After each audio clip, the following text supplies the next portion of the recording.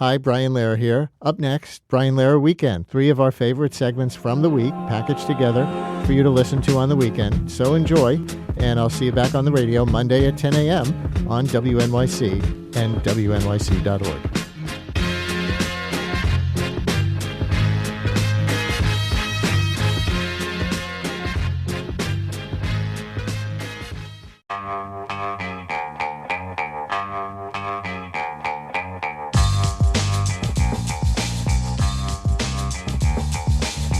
It's the Brian Lehrer Show on WNYC. Good morning again, everyone. Let's talk about this California wealth tax proposal. California is home to more billionaires than almost anywhere on earth. Now it's also the site of a new political fight over what exactly the ultra wealthy owe the state that arguably helped make them rich.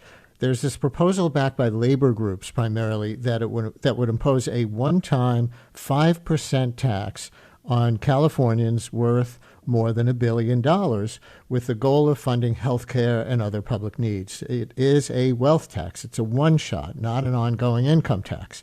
Now, for proponents of the tax, it's a rare chance to tap extreme wealth and shore up finances for needed services without really dinging the finances of the people who get taxed. Opponents, including some of the state's richest residents, not surprisingly, say it's punitive, unconstitutional, and could backfire by pushing billionaires to flee California altogether with their tax dollars. And by the way, Governor Gavin Newsom is also against it. Suzanne Jimenez is chief of staff at SEIU United Healthcare Workers West, and architect of the proposal. She joins us now to explain how it would work and make the argument that it would work and be a good thing for the state and the world. Ms. Jimenez, welcome to WNYC. Hello from New York. Hi, Brian. Thank you for having me today. Do you want to introduce yourself a little bit first and say a bit about how SEIU United Healthcare Workers West became interested in this? Yeah, absolutely. So we are a healthcare workers union. We represent 120,000 healthcare workers across the state. And last year, when H.R. 1, the One Big Beautiful Bill, was signed into law by President Trump, it became very clear that we were going to see significant cuts to our healthcare system. You know, that's not true just for California. It's true across the country.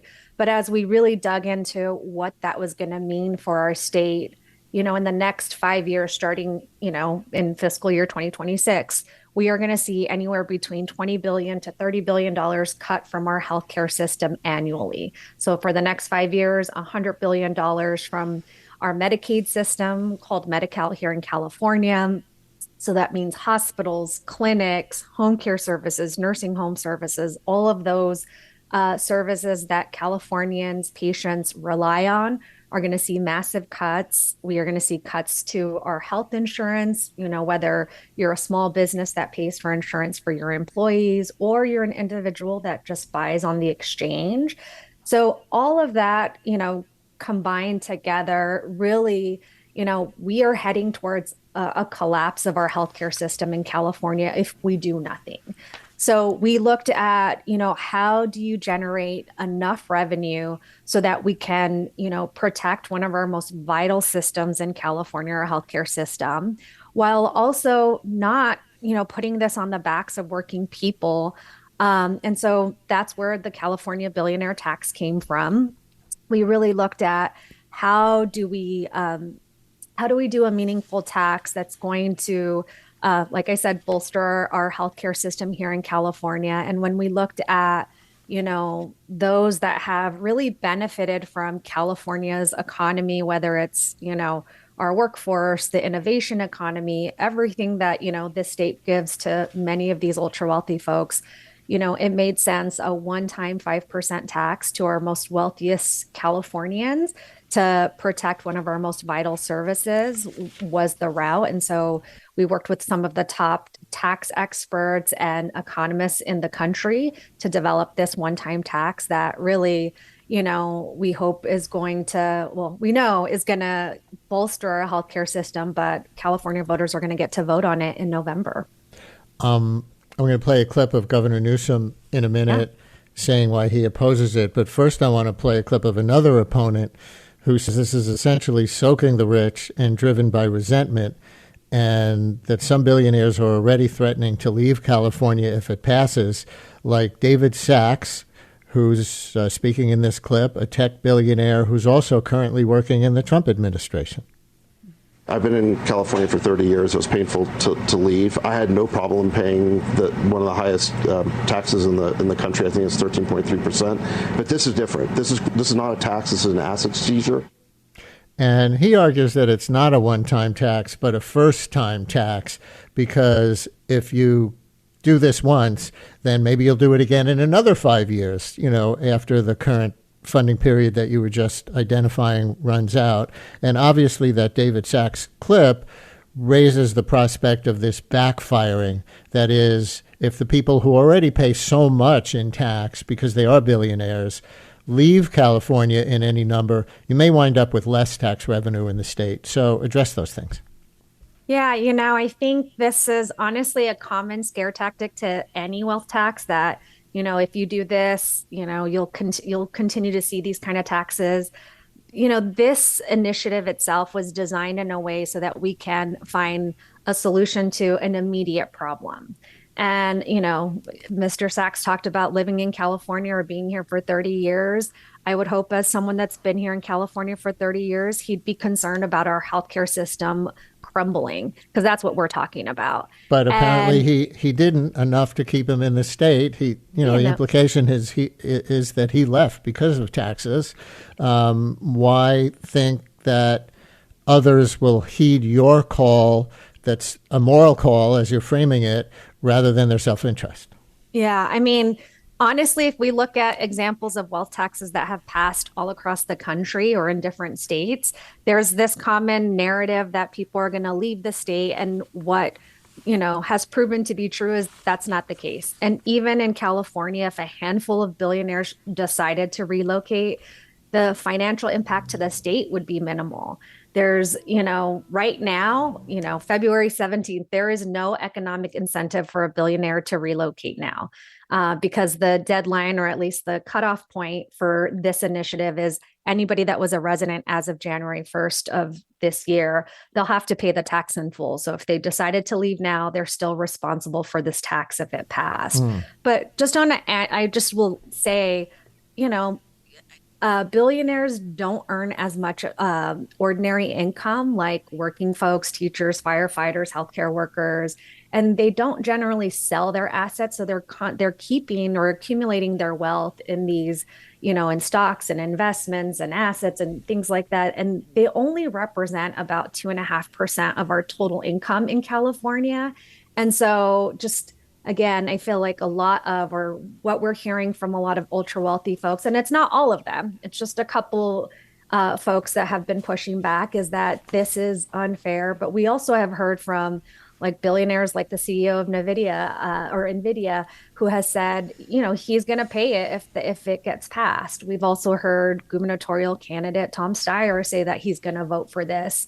So I think we're seeing both sides, but ultimately at the end of the day, this narrative that, this is too much or they can't pay it is just not true.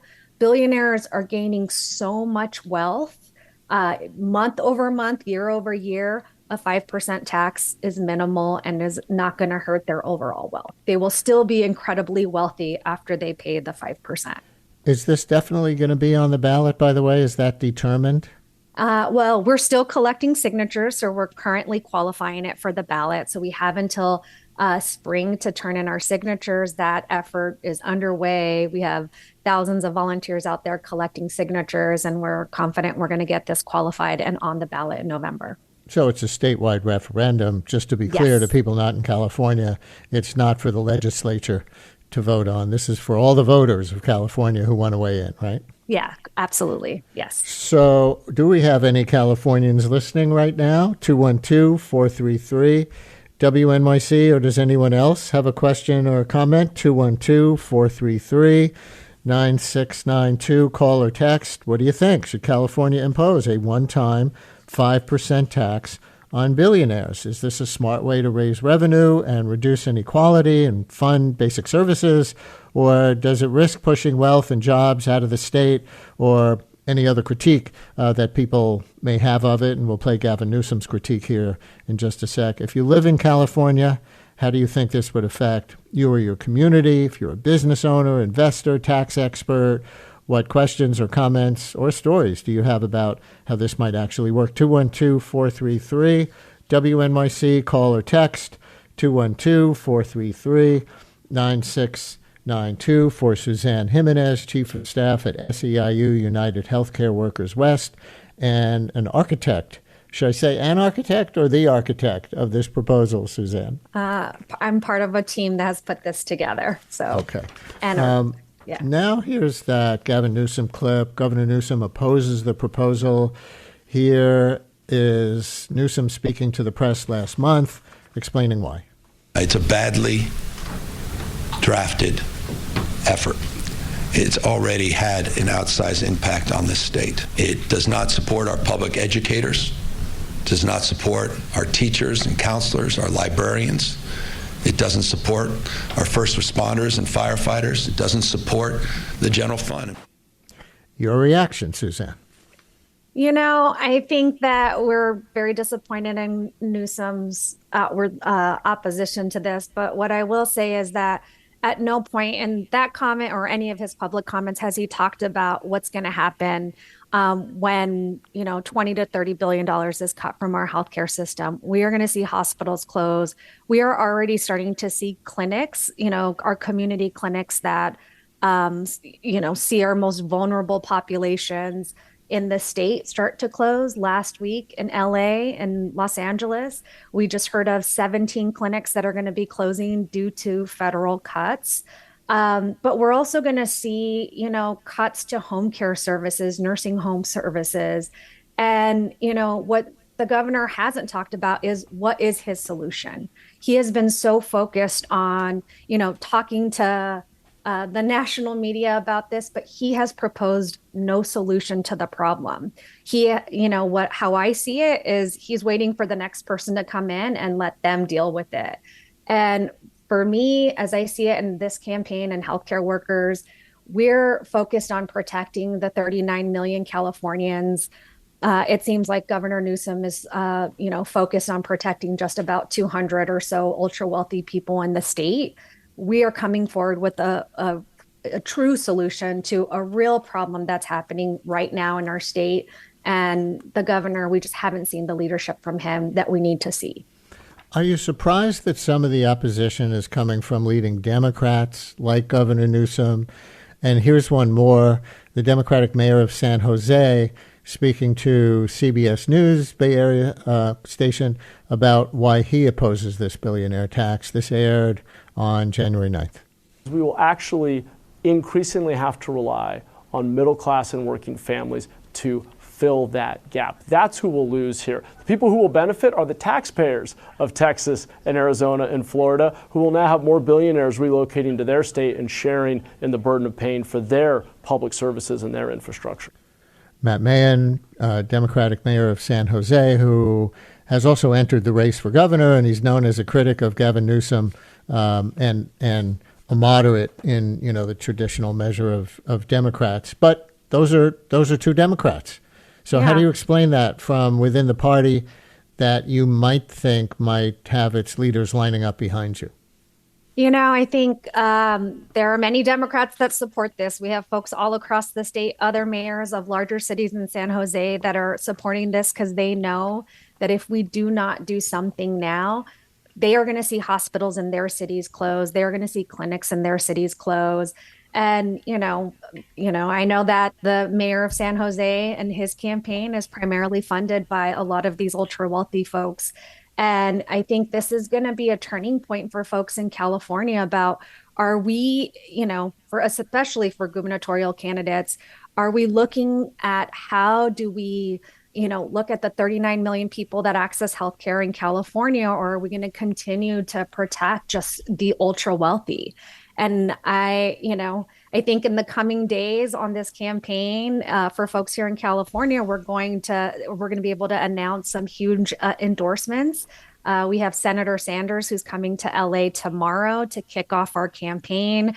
We have Congressmember Ro Khanna from the same district that Matt Mahan is from, who endorses the initiative. And so I think that we're going to start seeing Democrats all across the state support this, but not just Democrats, I would say Californians all across the state, because we need to make sure that our healthcare system is intact for us to continue here and provide the services for Californians. Let's take a phone call from Gabriel in Queens, but originally from California. Gabriel, you're on WNYC. Hello. Hello. How are you doing, Brian? I'm calling to say I think I'm calling in support of the billionaires tax. As somebody who's from California and worked in the film industry, I've seen firsthand how competing on lower taxes for the wealthy is sort of a race to the bottom. We saw that with tax credits, which are basically a tax break for film production. Georgia offered the biggest tax breaks. Production went there. And then eventually production just went abroad anyways, where there's even lower taxes. So I feel like when we compete on lower taxes for the wealthy, there will always be a state or a part of the world that can outcompete you. And at the end of the day, we should just put our taxes where we think are equitable and reasonable. Gabriel, thank you very much. Do you want to comment on that race to the bottom idea? I've asked on this show, in more of a local context, let's say New York and New Jersey politicians, whether they would agree to a non-aggression pact, no race to the bottom by lowering taxes on corporations or wealthy individuals to attract them from other cities or towns in the region. And generally they say no such pact.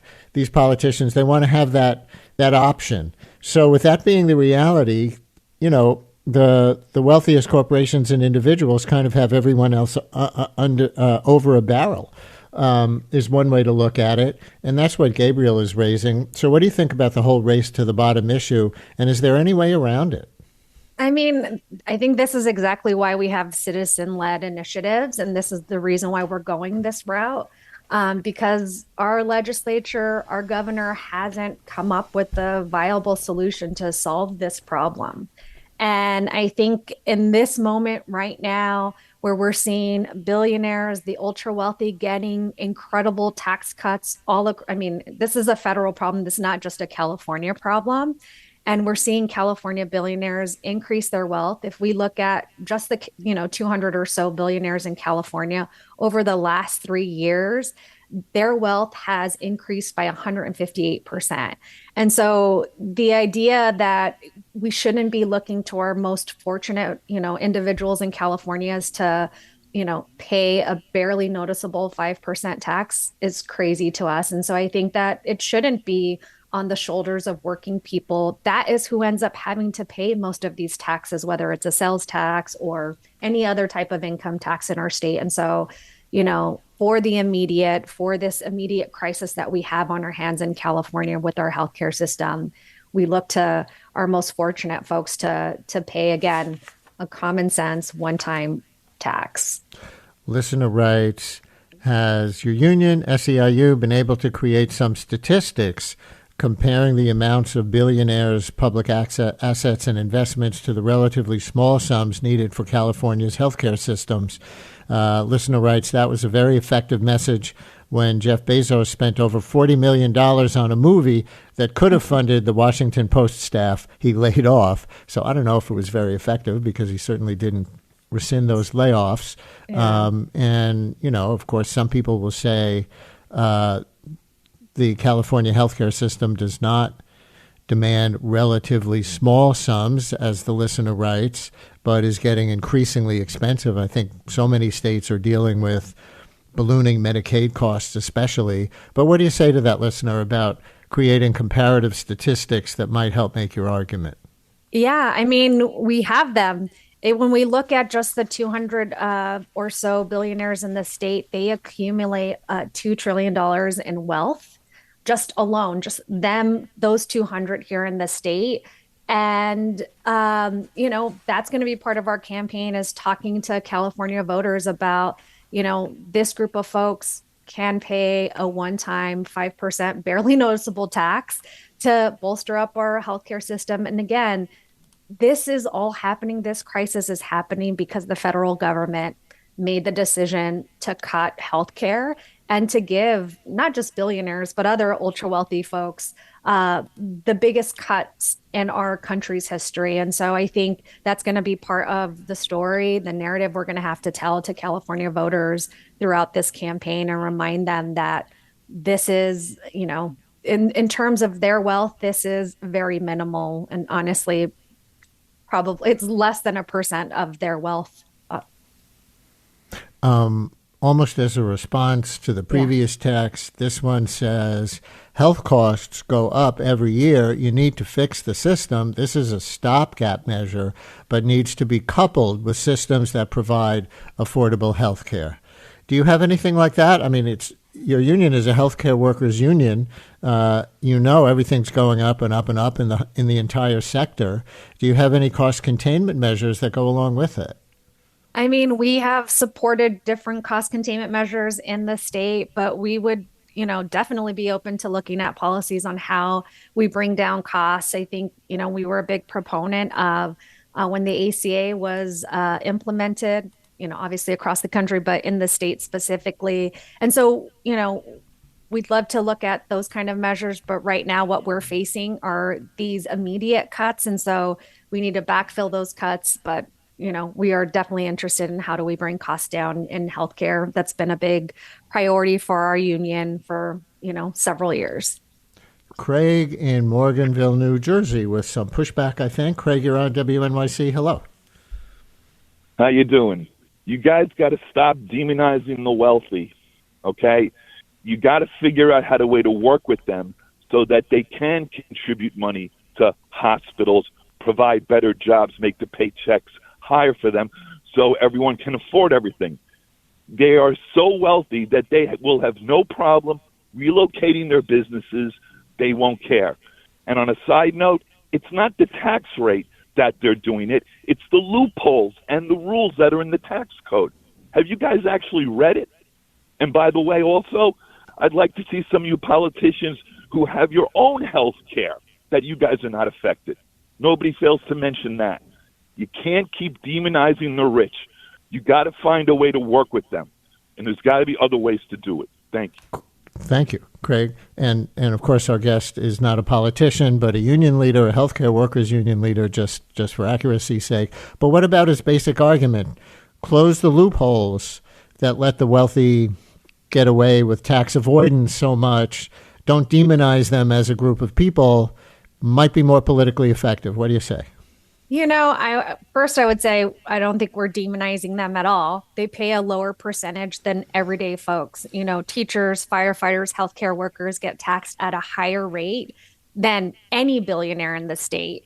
And, I think in terms of the loopholes and the question about closing those, we're for closing those loopholes. But right now we have an immediate crisis that we're trying to solve for, and that's what the California billionaire tax is. But we have been open to working with our legislature, our governor, but I think there is some point to what he is saying that a lot of elected officials don't want to have to take on that kind of issue, but we'd support it. But in this moment right now, what this measure is about is we are heading towards a crisis in our healthcare system, and we've got to generate revenue so that we don't see a collapse of it and see hospitals close. A few listeners are asking, why a wealth tax rather than an income tax that's ongoing?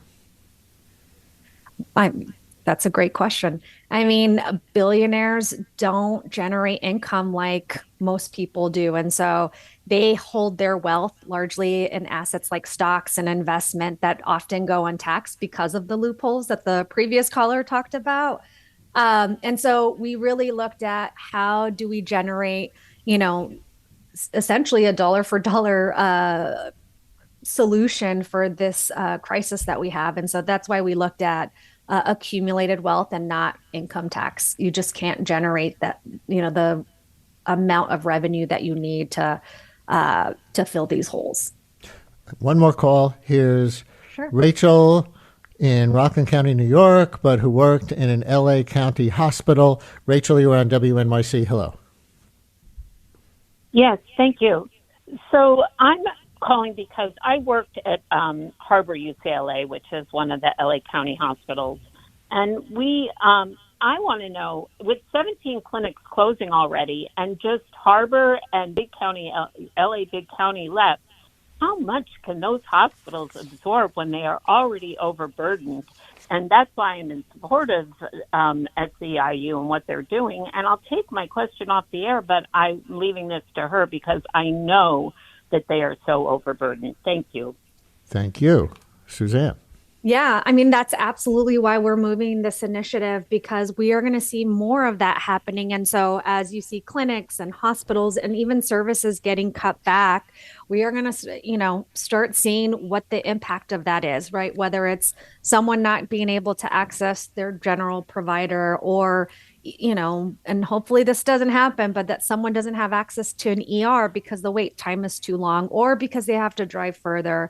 That's exactly what we're trying to prevent here by raising $100 billion from just 200 individuals here in California with, a barely noticeable tax. Let's see. I'm on my calculator. 1 billion times 0.05 equals $50 million. Did I do that right? Is that Yes. the 5% tax if you That's have right. exactly $1 billion in assets? $50 million. Yes. Yeah. And then that billionaire will make up that $50 million in 6 months because that's how fast their wealth generates. I guess that's going to be the question as we start to run out of time around this. How many billionaires will really depart the state? More depleting the tax base than adding to it issue that people are raising. If they look at it and say $50 million, and that's if they have just $1 billion. If they have $2 billion, it's $100 million that this one-time tax would be. And they say, that's outrageous. I'm going to move. If they have the ability to move, they don't have the family ties, whatever. And take my business and my life elsewhere. Versus they're still going to have basically $1 billion Yep. and plenty to live on. I guess that's going to be the dilemma that some of the billionaires themselves would face, you think? Yeah. And, they could also see as their part in protecting the healthcare system for 39 million Californians. I mean, this is, again, you have many of these billionaires generated this incredible wealth, in California because of all of our, not just our economy, but the workforce. They can give a little bit back to California to make sure that we bolster a healthcare system. And honestly, the overwhelming majority of those billionaires have stayed in California. And so it's just a myth that they're all going to leave. And at the end of the day, what we're trying to do here is solve for a crisis. Our healthcare system is on the verge of collapsing if we do nothing.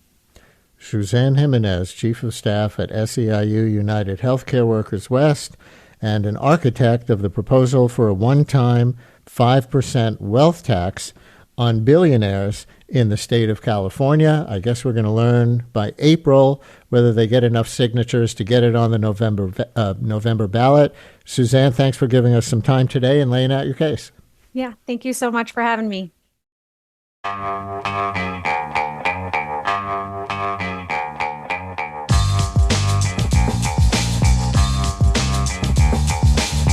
Brian Lehrer on WNYC, and we'll end today by continuing our annual series with the makers of the 5 feature-length documentaries up for an Oscar. Nothing wrong with celebrating the great actor and other artists who contribute to the arts and entertainment films, but on this show, we do the documentaries.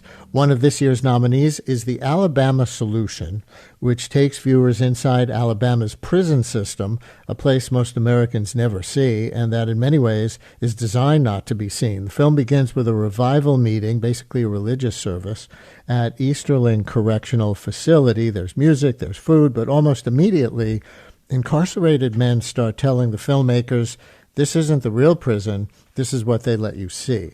What follows is a look inside a state prison system built largely from cell phone footage recorded by incarcerated men themselves over the course of several years. That footage documents violence, neglect, and the efforts of people inside to organize for change. The film is co-directed and produced by Andrew Jarecki, known for Capturing the Freedmans, you know that, and HBO's The Jinx, and investigative journalist Charlotte Kaufman, who has worked closely with him for the past 6 years, including on The Jinx Part 2. Andrew Jarecki and Charlotte Kaufman, join me now. Congratulations on the film. Congratulations on the Oscar nomination, and welcome to WNYC. Thank you very much for having us. Yeah, thank you. It's so wonderful to be on this beloved show. Oh, and we'll play some clips from the film in a minute, but I'll tell the listeners that it begins with that peaceful religious revival meeting on what looks like a gorgeous Alabama day, but the facade cracks almost immediately. Some of the men tell you you're not seeing the real Easterling Correctional Facility. So what were they trying to tell you in that moment, and when did you realize what the film actually needed to be? Andrew, you want to start? Sure. I think, I'd always been interested in the prison system ever since making Capturing the Freedmans, because I had gone into Dannemora, upstate New York's very medieval correctional facility to see Jesse Friedman. And I was so struck by the secrecy of it and just the fact that they were probably as hostile to visitors as I could have imagined. And so I stayed interested and kept visiting prisons for years. I was always interested in Alabama system, which was notorious, but also very secretive, because prisons in the U.S. are kind of black sites that you're not allowed to see into. And then by chance, we were able to get access, very unusual access, to one of the prisons, Easterling, as you said. And when we went in and they allowed us to film just this very small sliver of what was happening, it was clear to us from men taking us aside that there were whole areas of the prison and things going on there that we were not allowed to see. And they started to sort of tell us what those things were. And then, when we get nosy, we get thrown out, which you see in the film. And thereafter, we thought it would be very difficult to tell the story. But we learned that there were men inside who had access to contraband cell phones. And we ended up meeting two of the very strong leaders of a nonviolent protest movement who were inside. And they said that they would tell us the story. And so we clearly wanted to center them in the story rather than making something about, with talking heads or experts. We just recognized that those men were the experts and were incredibly reliable sources of information and video that they have been shooting of the problems inside Alabama's prisons. Charlotte, anything you want to add before we play a couple of samples of that? Yeah, I think the when we really realized that we had a film, it didn't come before that first visit. We sort of approached that first visit at the revival with just curiosity, because you don't often get access to prisons. But as soon as we spoke to those men and they were really able to enlighten us about the situation in Alabama, it was clear that there was this very unique opportunity for people to be in dialogue with a population that's incarcerated, whom are usually kept separate from us and secret from us, and communication's very difficult. So that was, really, I think, the breakthrough and the miraculous opportunity we had. So here's a clip that pertains to Stephen Davis. His death is the tragic case that opens the door to so much of what the film uncovers. And then you have this phone call to his mother from an anonymous guard. Here's that moment from the film. Hello. I'm sorry. I'm on oxygen, so I had to take a minute there. Okay. Well, I understand. Who's this? Well, I know you're grieving and mourning, but I wanted to tell you that your son was beaten to death by an officer. That was a murder. They sweep stuff underneath the rug all the time about this. I called the warden this afternoon. An hour later, there was a statement on the news that he rushed out of his cell with 2 homemade weapons and attacked them. A plastic knife. They always come up with something to justify excess brutality and use of force.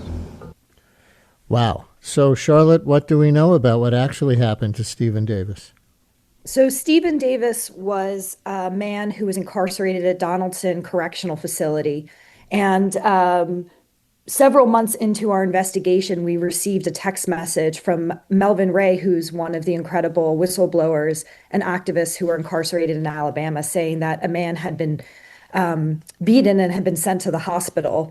And this really launches what is the other backbone of the film, which is an investigation into what we find out was a killing of a incarcerated person at the hands of an officer.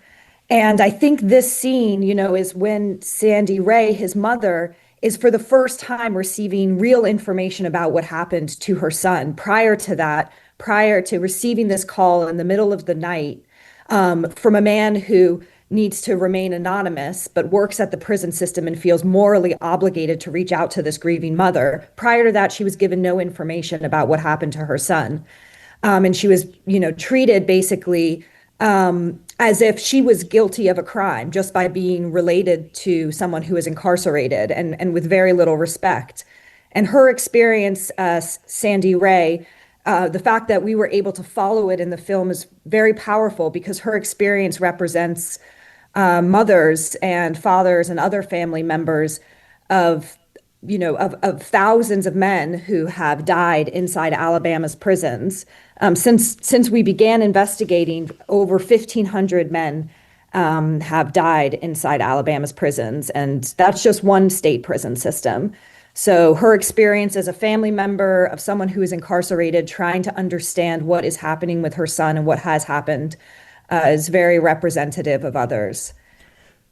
And you tell the story of how Stephen Davis's cellmate, James Sales, a key witness, seems terrified. He tells the family attorney that guards have basically warned him not to talk because they could interfere with his release, and then he ends up dead. So it certainly took some courage, I guess, on the part of that guard to make that call to Stephen Davis's mother. One of the most striking... Oh, go ahead. You want to say something before? No, we I was play just the going to next clip? say, I think, there are just so many people who are trapped in this system, both who are incarcerated and also working within it, that want to speak out, that want to, expose how dysfunctional and brutal this incarceration is in America. But, there are many elements of intimidation to silence that dissent. And I think in this scene that sort of captures that reality.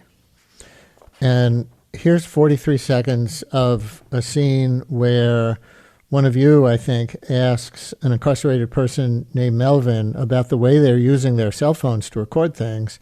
And you ask, wouldn't a regular phone call be better? Here we go.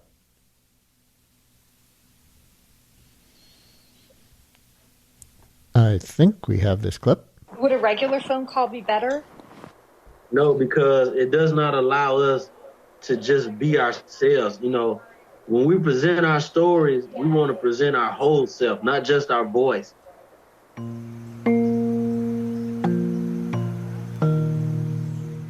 were in these walled off secret societies. These are state institutions. But it's one of the only state institutions that the public or the media has no access to. How can a journalist go into a war zone but can't go into a prison in the United States of America? So that's Melvin Ray, one of the prison activists the film centers quite a bit on. Talk about him, Andrew, and this whole idea of the way the incarcerated people use cell phones. Well, it was pretty surprising to us that there were cell phones and that they were so available. And I didn't really understand where the cell phones were coming from. It's not common that people in prisons have access or ready access to cell phones.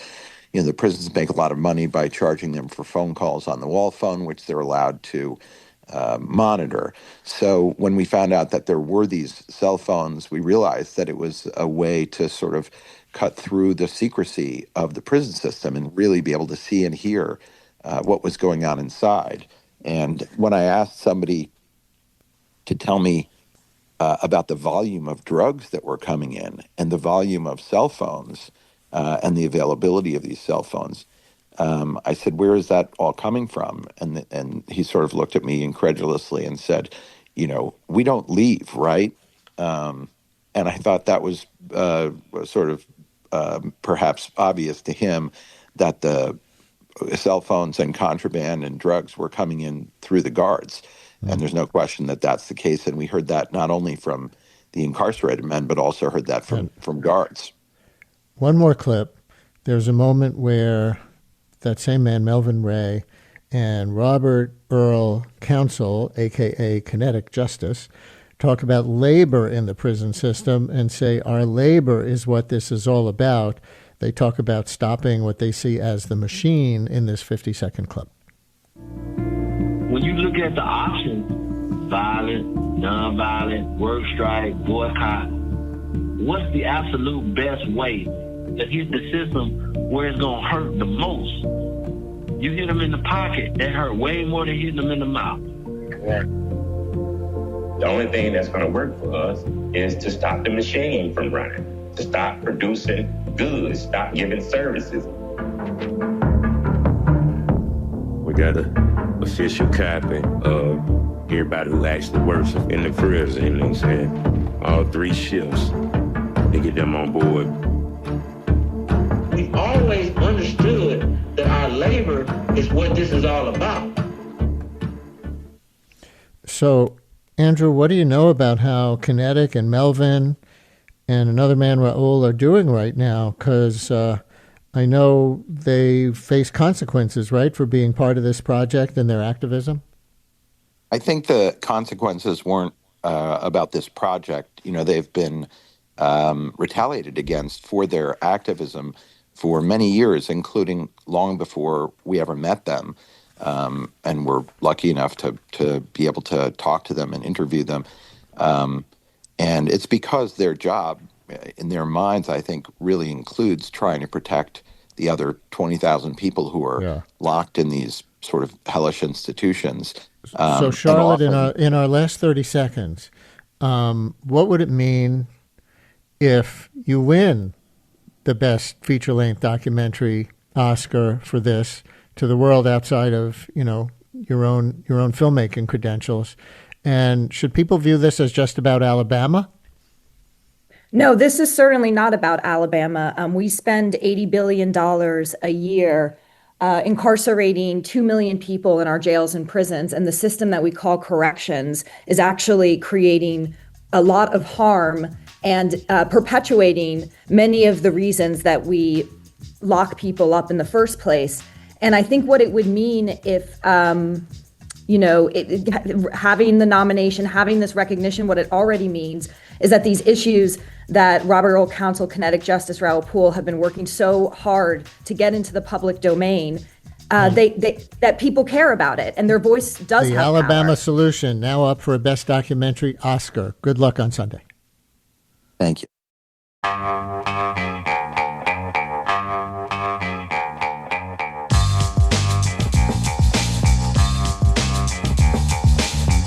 It's the Brian Lehrer Show on WNYC. Good morning, everyone, and happy President's Day. There wasn't always such a holiday. The national holiday, some of you know this, especially if you're a certain age or just know history, the national holiday used to be George Washington's birthday, right? On his actual birthday, February 22nd, no matter what day of the week it was on. And some states, including New York, also observed Abraham Lincoln's birthday on February 12th. But then Congress passed a law called the Uniform Monday Holiday Act that moved Washington's birthday to the third Monday in February. That began in 1971.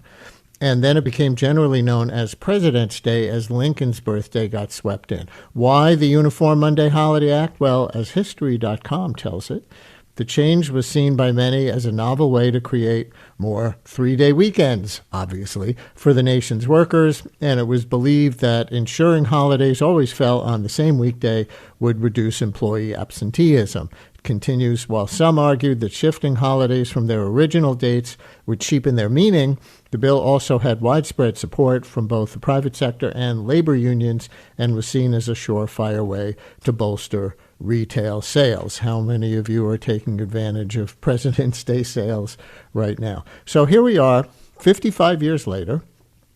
President's Day sales obviously abound. Kids in New York only get 1 day off from school for Lincoln and Washington, not 2 like they used to in past generations. But I will note that Lincoln's birthday is still commemorated in the city in a very New York way.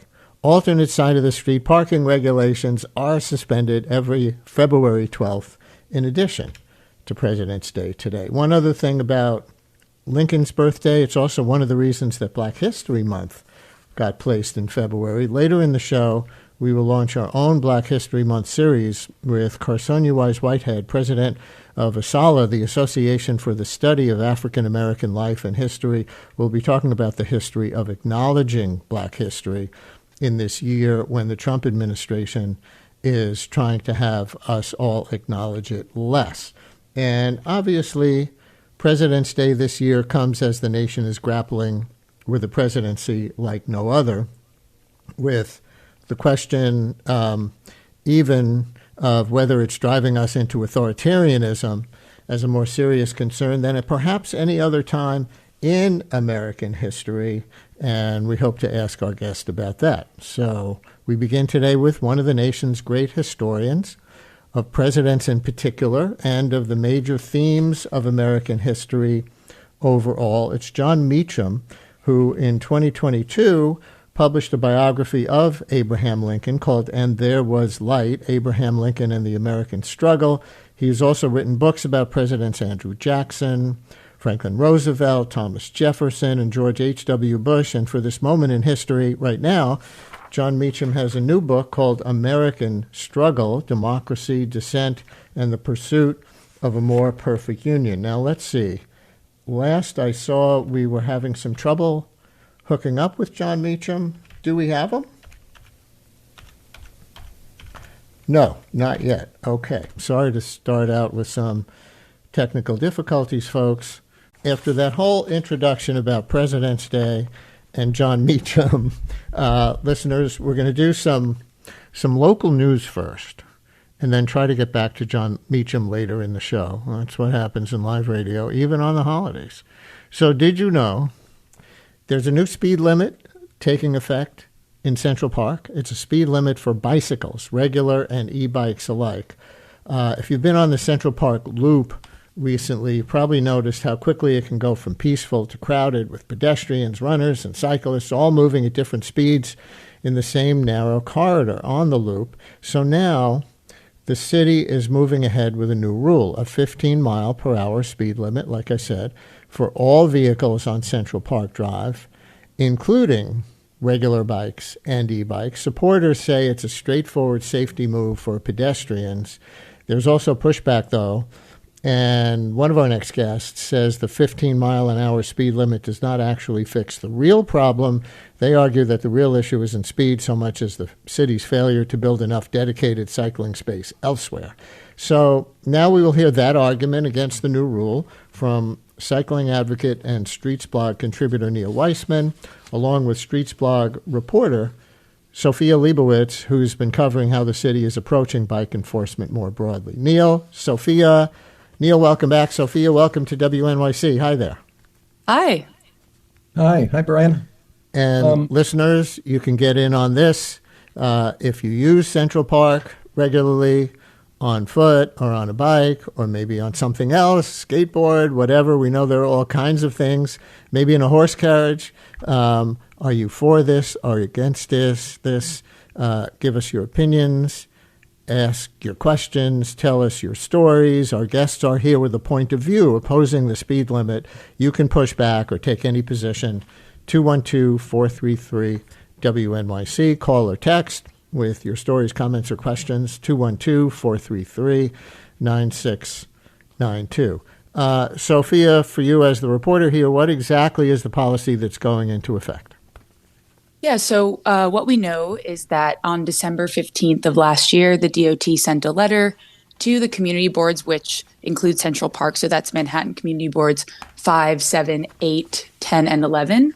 And this kickstarted a 60-day advisory review period. So basically the DOT told these community boards we're going to be implementing a 15-mile-per-hour speed limit on the Central Park Drive, which is the main loop going around Central Park. And that 60-day review period is up now. I don't know exactly when the DOT is planning to start implementing this speed limit. They haven't come out and given an exact date, but they can now because the 60 days are up. Right. So what triggered the change? Was there a particular crash, a pattern of injuries, sustained complaints from pedestrians, or the Central Park Conservancy? Was just this just Eric Adams had an animus toward bicycles? What was it? I'm not exactly sure. There was no press announcement when it happened in December. And, that was right at the end of Eric Adams's term. So to me, it sort of felt like a quick sort of last minute move. And, I've tried to sort of inquire with the DOT and kind of ask a little bit more about it, but haven't gotten much other information other than just, the logistics of the process. Neil, do you want to add anything to that? Do you have a take on how this came about? It sounds like it was just from the Adams administration, the Transportation Department. This was not something passed by City Council. No, I just think it was something that people in the area wanted done. It was supported by the Conservancy. I think this is a political decision. I don't think it's founded on safety. Well, let me read a little from a New York Times article on this in October. This was before the policy was passed, but describing what many people saw as a problem. The headline is, "In Central Park, pedestrians, horses, and e-bikes battle for space. Critics say the park's drives have become increasingly chaotic as e-bike riders move through at high speeds." And it says, at the busiest hours, pedestrians, cyclists, and horse-drawn carriages compete for space with e-bikes, e-scooters, skateboards, unicycles, and pedicabs on the 3-lane corridor. Cars have been banned since 2018, the article reminds us. It says now officials are struggling what has become a vexing problem. Too many people moving at too many different speeds in too many directions. And then the Times article cites a series of headline-grabbing episodes, as they call them, in recent months. In March, an 18-year-old riding an e-bike collided with a 34-year-old bicyclist near the Metropolitan Museum of Art on the East Drive, sending both to the hospital, according to the police. In June, a 40-year-old man on an electric unicycle was hospitalized in critical condition after colliding with a bicycle on the West Drive near 60th Street. The same month, a man died after his e-bike, the e-bike rider died after hitting a pedestrian. The pedestrian did not. The pedestrian, this says, sustained minor injuries on the East Drive near 97th Street. So, Sophia, how would you, as, reporter for Streets Blog, but it is kind of an advocacy site, describe the chaos in similar or any different terms from the way the New York Times did in October? I would first say that in terms of e-bikes, this speed limit in the park is a bit redundant. The city implemented a 15-mile-per-hour speed limit for e-bikes already that went into effect last October. So that's already there, and e-bikes are supposed to not ride over 15 miles per hour. That's something that already exists. So if the problem, really is e-bikes, that there is a redundancy there. And, framing it as this battle, I think, is one way to do it. I would argue that it's not so difficult all the time and that thousands of people are sharing this space every day and are all safer inside the park than outside the park in terms of the dangers caused by cars on the streets of New York. There were last year 112 pedestrian fatalities, on the streets and 8,571 injuries, according to DOT's Vision Zero portal. So obviously there are conflicts in the park, that is for sure, and there's a lot of varied users. And I think some growing pains from this new design, which was implemented last year, changing kind of some of the layout and the way some of the traffic lights work, changing them from traffic lights that were made for when cars were in the park to these sort of more flexible yield situations. But I do think framing it as a battle can sometimes miss the great things about Central Park, where so many people really are able to be safe in that space. Yeah, you mentioned the redesign. I want to come back to that in a few minutes because I think some people like it, some people don't like it, including the street signals that were, the traditional sort of red lights and green lights and pedestrian walk signs being replaced by flashing yellow signals, which some people can find less clear and therefore more dangerous.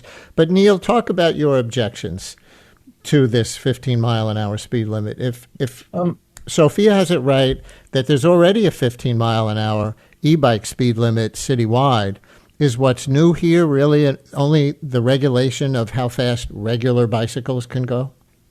Let me just a little bit of house clearing. Cycling advocate. I already host a website, completegeorge.org. And this has resources related to this discussion, and I recommend people check it out either during this or afterwards. Also, in the interest of disclosure, I'm the public relations director for the New York Cycle Club, but today I'm speaking on my own.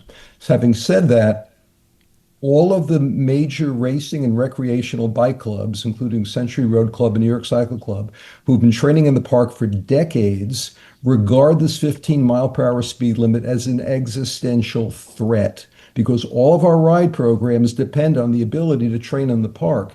And if we have always had an understanding with the Conservancy and the police that we can exceed the 20-mile-per-hour speed limit before and 8 a.m. when the park is least crowded.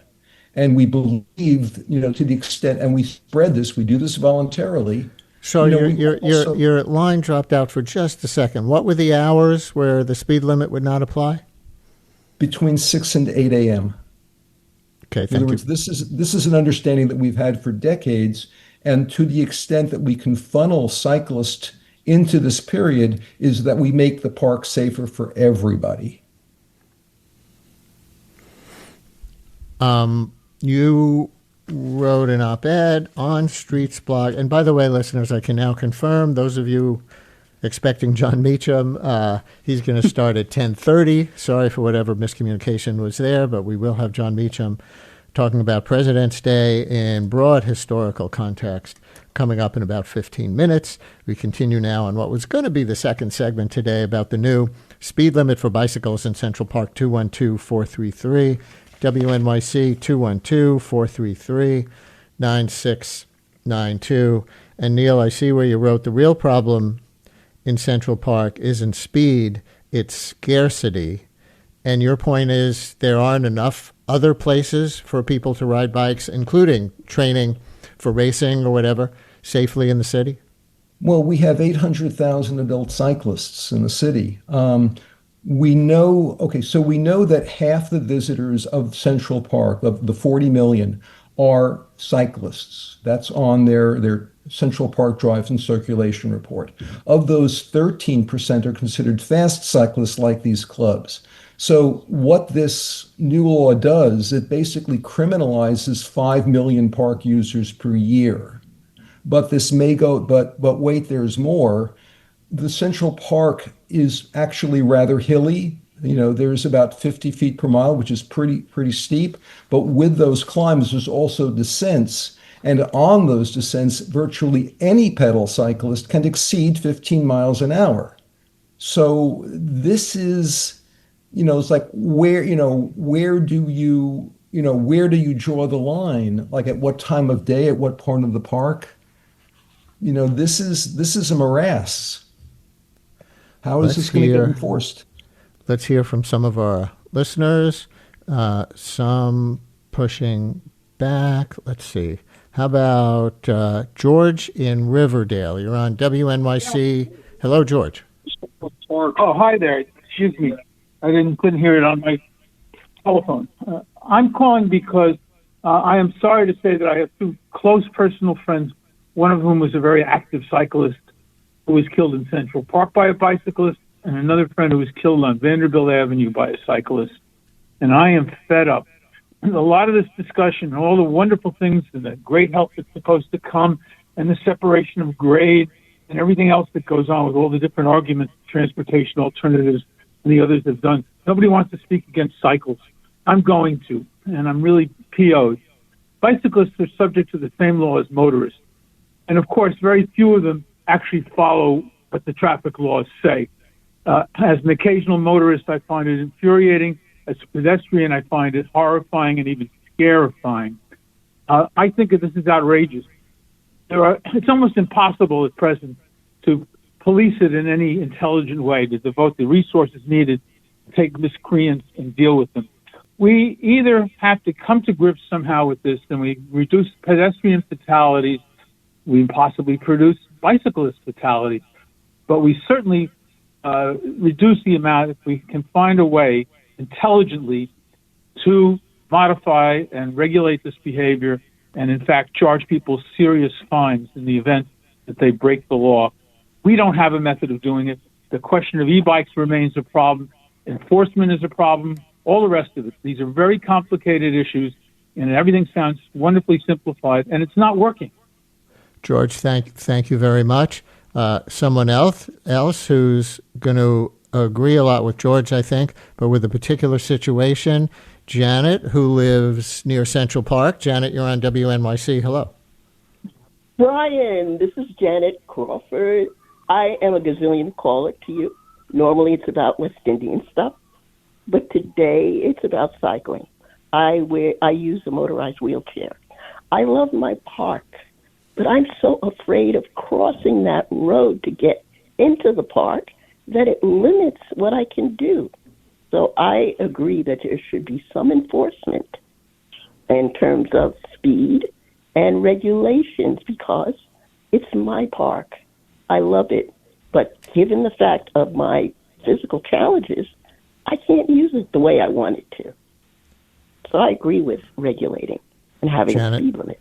Thank you very much. One more in this set, and I will say that all of our lines are full with people who support the idea of a 15-mile-an-hour bicycle speed limit. That's not to say it's a scientific poll. Maybe that's who's got the passion to call in right now, but just saying. John in Hell's Kitchen, you're on WNYC. Hello. Hey, Brian, can you hear me? Yes. Thank you for taking my call. I think the last two callers are right on the nose. We have to have it, and it's called Central Park. It's not Central Velodrome. And there are a lot of issues with the cycling clubs and individual people who train in the park on very fast bikes, professional bikes, and they're aggressive. They yell at people. They go through red lights. I appreciate there are training times, but a lot of us in the park, I use it about 6 days a week, are really at loose ends about particularly those cyclists and the e-bikes and the uniballs and whatever it is. Enforcement is the biggest issue. And the Parks Department is having a really hard time enforcing because people push back aggressively, whether it's putting dogs on a leash or whether it's cyclists. And you see fight after fight. And so the Parks Department has stepped back. So what about enforcement? And I have a question for our reporters or anybody else. Yes, the flashing yellow lights. I'm completely perplexed by them. 3 of them at crosswalks sometimes. And the walk and don't walk signs are covered by burlap and tape. And we have no idea what's going on. And no one can understand the bike lanes themselves. There are 2 bike lanes. One has hashtags on marks on it, like chevrons, and we can't tell which one means faster and slower. Would love to get some answers on that. But enforcement, and I am fully for 15 miles an hour. It's a park. John, thank you very much. I will read a text that came in support. Listener writes, your guest is right. 15 miles per hour for a pedal-powered bike downhill in Central Park is dumb, writes that one listener. But Neil and Sophia, you heard what was consistent, and I didn't realize it was going to be like that through all 3 of those callers. They're not only concerned about the speed limit per se, but they're concerned about enforcement and of whatever, traffic laws exist. John also brought up the new street signals, and let's take that first, and then we'll take enforcement second. So, Sophia, for you, Sophia from Streets Blog, back to that New York Times article. It says red and green street signals on the drives are being exchanged for flashing yellow signals, a development panned by some park users who object to pedestrians having to cross in front of bikers without the protection of a walk signal. City Councilwoman Gail Brewer, a Democrat who represents the Upper West Side, describes the change as an improvement. However, she said it's better than the red lights because then everyone thought, oh, I'm safe, but you're not. Now, she added, everybody has to look. So, Sophia, describe as you understand it what's changing and give us your opinion of it. Yeah, so I think, there was a lot of issues before, after cars were banned from the park in 2018, we still had these traffic signals that were really meant for cars. With the new situation in the park, relatively new, I think there needed to be an upgrade that was a design that was specifically for the current users of the park. The blinking yellow lights, the DOT says that cyclists are supposed to yield when they see a pedestrian in the crosswalk, which means, stop and let the pedestrian go. But yes, everyone sort of has to look and be a little more aware of the, of what's going on. And it's a little more of a negotiation and a communication versus just a red light, which I think Councilmember Brewer was correct. There was a lot of cyclists not following the red lights. And if you were a pedestrian and you just didn't look and started walking across the drive, that might be an issue. When it comes to enforcement, I think that, I was at a Manhattan Community Board 7 meeting back in January when they were talking about this speed limit, and the Park Precinct Deputy Inspector Timothy Magliente, he even said, this is an exact quote from him. He said, "Speed enforcement is not easy with bicycles. The frame of a bicycle is very narrow, which makes the LiDAR gun almost impossible to shoot." So, I think that when it comes to enforcement of bike speed limits, there's always going to be kind of a selective enforcement happening. Also, like I tried to mention earlier, there are just a lot of rules that are already in place.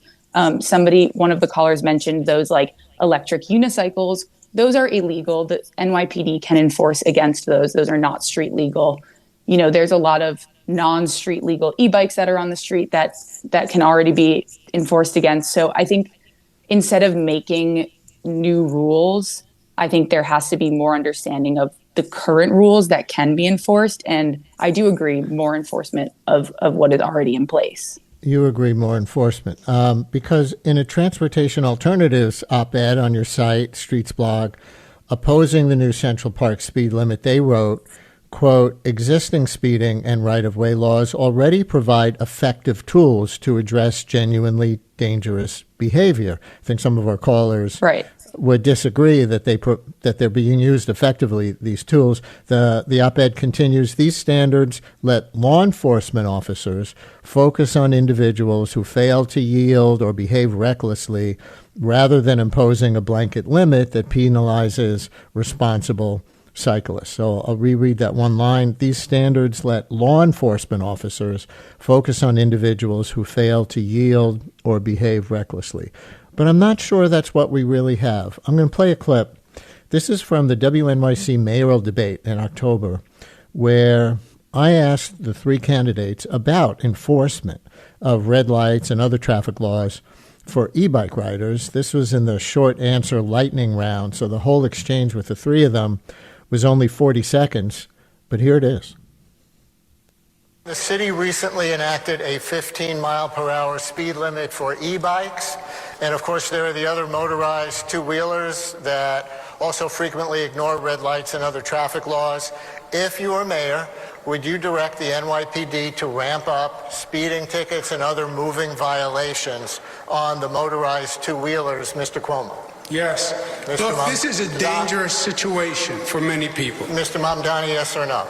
I would actually build on the city council's progress in holding the apps accountable like DoorDash and Grubhub to ensure that there weren't incentives for breaking those street traffic laws. So you would not increase ticketing the riders? I do not think the police should be the ones dealing with the failures of these app companies. Mr. Sleeper. License them, register them, and yes, do enforcement on them. So that from the debate. Neil, the response of Mamdani, who is now the mayor, was to oppose police giving speeding or other tickets to e-bike riders. Now, maybe we can all agree the apps are providing too much incentive to drive e-bikes recklessly by delivery workers, but he seemed to be against traffic enforcement at all for people on bikes. I don't know if I'm reading too much into it, but that was the implication of what he said. He didn't seem to want bike riders getting tickets. Is that your position too for delivery workers or others, or your understanding of the mayor's position? Sophia, would you? Yeah, so I want to bring up a few things here because I think that what Mayor Mamdani was speaking about was this criminal summons policy that he ran on a platform of getting rid of. So basically last year... But wait, what's a criminal summons? Is a ticket for running a red light a criminal summons? So it's a little bit complicated. Last year in April, Mayor Eric Adams implemented a policy where instead of cyclists getting traffic tickets, the same type of traffic tickets that car drivers get, the NYPD since April is now directed to give cyclists criminal summonses, which means they have to appear in criminal court. They can't just pay it online. It's not a traffic ticket. It's part of a different court system. This policy was very controversial. There was a lot of selective enforcement of this, and it really was part of this criminal crackdown on cycling that happened at the end of the Adams administration. And I would say that this Central Park speed limit was sort of this last part of that crackdown, right? We had the criminal summons policy, the e-bike 15 mile per hour speed limit citywide, and then now this Central Park speed limit. As you heard in that debate, Mayor Mamdani had said that he was opposed to this policy. He has not actually reversed it. So we are still seeing cyclists get criminal summonses instead of traffic tickets. I saw just last week 2 e-bike riders coming off the Williamsburg Bridge were given criminal summonses. We've been covering this at Streets Blog a lot. So I wanted to just kind of get that out of the way. I think when it comes to delivery workers, delivery workers, there's 80,000 delivery workers in the city. They have hard jobs. These apps, they don't route them in a way that they would avoid the Central Park Drive. It's very possible that you could be a delivery worker on the east side of the park and get an order that forces you to go all the way across the park. And, how are you going to do that? You're going to use the Central Park Drive. There are no protected bike lanes on the park's transverses. There are no even protected bike lanes going north and south after 2nd Avenue all the way to the park on the east side. So accepting the premise that the apps exploit the workers, do you think there should be different enforcement of the law, differential enforcement of the law for delivery workers and other bicycle riders? No, I think this criminal summons policy is overly punitive, and I don't think that cyclists should get different types of tickets than car drivers do for doing the same thing. If you run a red light and you're driving a car, you get a traffic ticket and you can pay it online, and you don't have it on your criminal record and you don't have to go appear in criminal court. If you run a red light now on your bike, you do have to appear in criminal court. And, this isn't even getting into the sort of immigration implications that is sort of the elephant in the room here when you have a population of delivery workers who many of whom are within the asylum seeker process, working on temporary work permits, and are having to go through this very subjective asylum seeker process where anything on your record can make a difference. You don't know what's going to happen. So I think that the criminal summons policy is not fair. So Neil, last question. If the bicycling community is appealing to Mayor Mamdani to reverse the 15-mile-an-hour bicycle speed limit for Central Park, do you have any indication yet whether he's inclined to do it, since this was a policy, again, as we said at the beginning, not passed by City Council, but just enacted by the Adams administration, so presumably the Mamdani administration could just reverse it. Are they going to do it? Do you have any indication? No indication. When I first heard about this, I said, just wait till Mamdani hears about this, but we're still waiting. No. By the way, I agree with the Transportation Alternatives op-ed. There are laws on the books, Vehicle and Traffic Law 1151, failure to yield to right of pedestrian to crosswalk 1180, proceeding at a speed not reasonable and prudent. The police should enforce this way. The cyclists know what the rules are, so when there are no pedestrians around, they can move at speed. But when the pedestrians are around, they know what the rules are and they know what's going to be enforced.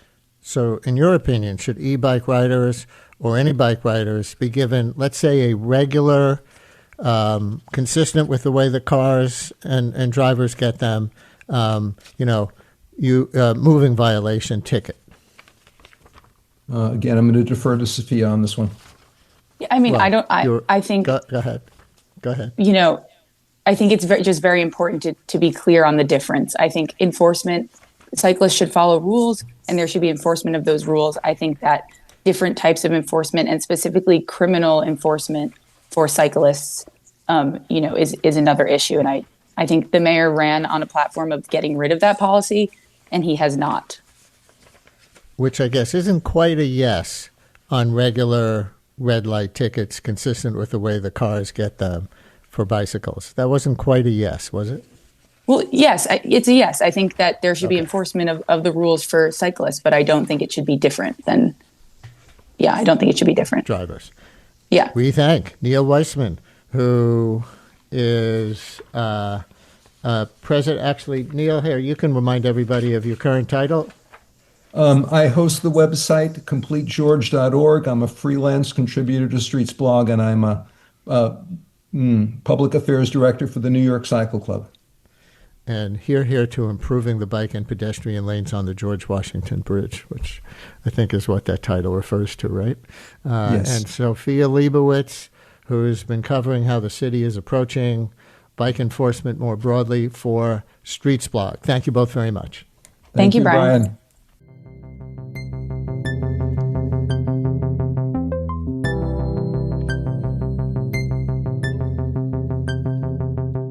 Thanks for listening to Brian Lehrer Weekend. We're back on the radio Monday morning at 10 a.m. In the meantime, follow us on Blue Sky at The Brian Lehrer Show, where there's always a conversation 24/7.